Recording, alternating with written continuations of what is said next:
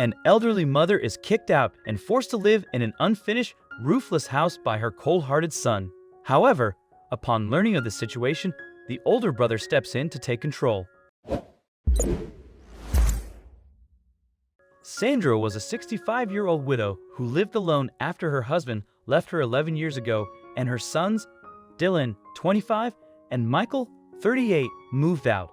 Michael went on to pursue his career in a different town, while Dylan and his wife, Amanda, settled in the same town as Sandra. Dylan was a restaurateur whose business was doing pretty well within a few months of the launch, so he and Amanda decided to build a house for themselves and eventually leave the small apartment they'd been living in. However, due to unforeseen circumstances, Dylan's business suffered a major setback and he began to lose money. By the end of 3 months, he barely had enough to pay his rent, let alone finish building the house.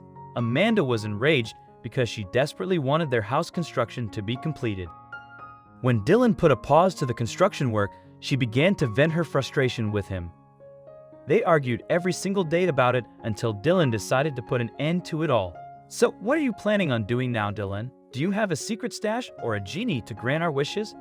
"We haven't paid our rent this month, Dylan. Stop being ridiculous," Amanda yelled at him. "Babe, you have to believe me when I say I can solve this problem. Don't forget that my mother still has my dad's house. She lives alone, and the house is far too large for her. I'm thinking we can move her out of that home and stay there. That way, we can save on rent and decide what to do." Amanda mocked him with a laugh. "Oh really, Dylan? Aren't you the same person who told me about those dreams of living in a big house? You can't even afford the rent anymore. Don't just do the talking. Prove it." Taking Amanda's words as a challenge, Dylan decided he'd do anything to prove himself and visited Sandra that day. He ordered her to pack her belongings and relocated her to their unfinished house, claiming he and Amanda intended to move to her house. "But Dylan," Sandra replied, teary-eyed, "your house is still under construction. It doesn't even have a roof. It's not in such bad shape that you can't stay there, Mom.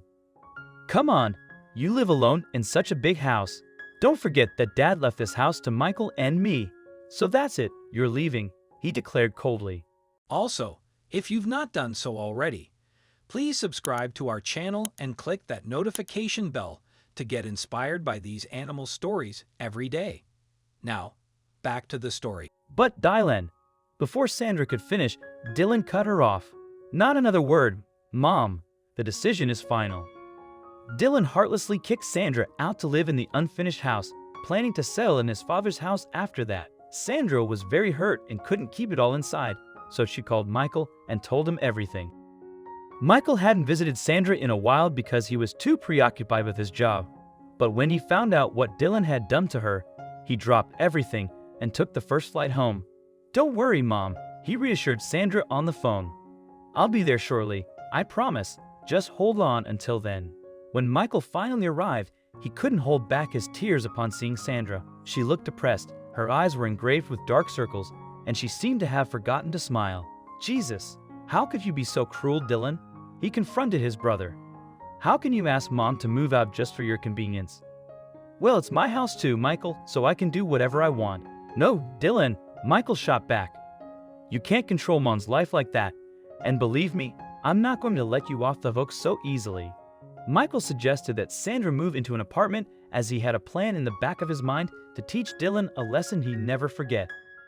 He also promised Sandra that he would build her a new beach house with his savings. "It'll take some time, Mom," he said. "I know having a house like that was your dream. I'll make it come true for you, I promise. Until then, you can live in a separate apartment or move in with me. It's up to you what you'd like to do." Sandra was moved to tears to see how much Michael respected her. "I don't know what good deeds I did to have a son like you, Michael. There's something I'd like to give you too," she said, and she walked over to her bedroom closet and withdrew a file. "These are the property papers for the land your grandfather left me. I was going to divide it equally between you and Dylan, but I changed my mind and decided to leave it to you." Michael didn't want to accept it, but his mother insisted, so at last he gave in. He didn't, however, use the land for himself. Instead, he used some of his savings, the money he received from selling the land, and the special money he had.